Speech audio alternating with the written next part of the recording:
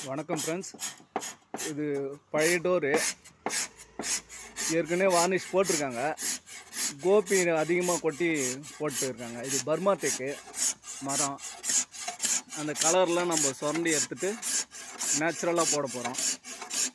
Burma தேக்கு, வேங்கை, பட்டாக்கு இதெல்லாம் கலர் போட்டு போடக்கூடாது. நேச்சுரலாக போட்டாவே நல்லாயிருக்கும். முன்ன போட்டவங்க யாரோ கலர் பவுட்ரு போட்டு எல்லோவாக போட்டுருக்காங்க.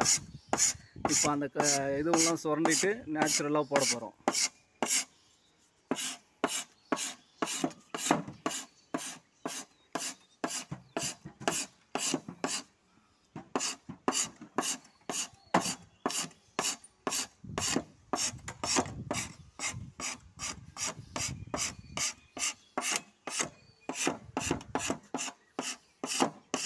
சரி போதும்.